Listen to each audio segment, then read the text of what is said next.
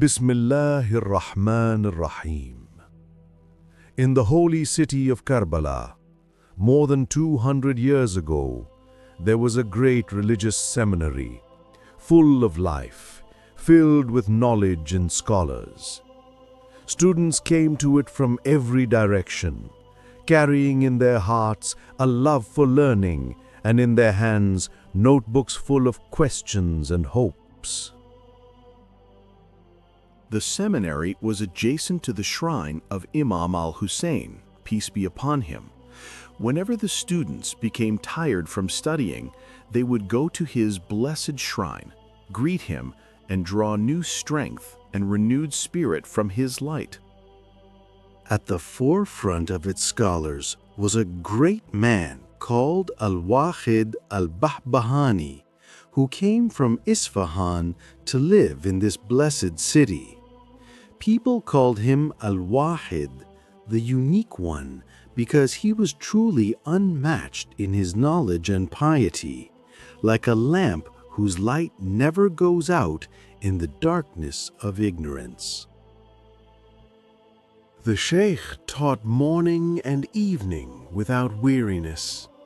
He sat among his students, surrounded by inkpots and books, explaining and asking questions, until Karbala became through him a center of thought, jurisprudence and struggle, and a strong fortress that refuted doubts and crushed false claims.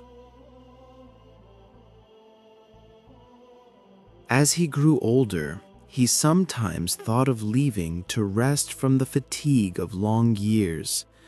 But each time, he would see Imam al-Mahdi, peace be upon him, in a dream commanding him to stay and saying, "Remain here, for God has blessed your knowledge, and through you a generation of scholars will arise carrying the light of guidance."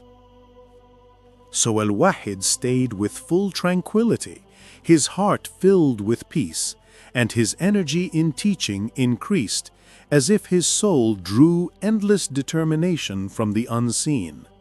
One day, among the bright days of learning in Karbala, two young scholars came to him, one from Karbala, named Sayyid Mahdi, who would later be known as Bahr al-Uloom, the ocean of knowledge, and the other from Najaf, named Shaykh Jafar, who would be known as Kashif al-Ghita.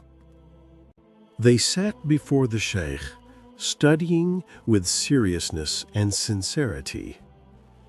Al-Wahid looked at them with satisfaction and said to those around him, "These two young men will have a great future. They will revive the knowledge of Najaf once again." Yes, these two young men already carry the scent of greatness. The years passed, and both students grew in knowledge and virtue, until they became among the closest people to their teacher. Then the sad day came. Al-Wahid al-Bahbahani passed away in the year 1205 AH. The scholars and students wept for him with deep sorrow. People escorted his body with tears and prayers and buried him in the land of Karbala, which he loved. After the crowd dispersed, Bahr al-Uloom and Kashif al-Ghita sat beside his grave.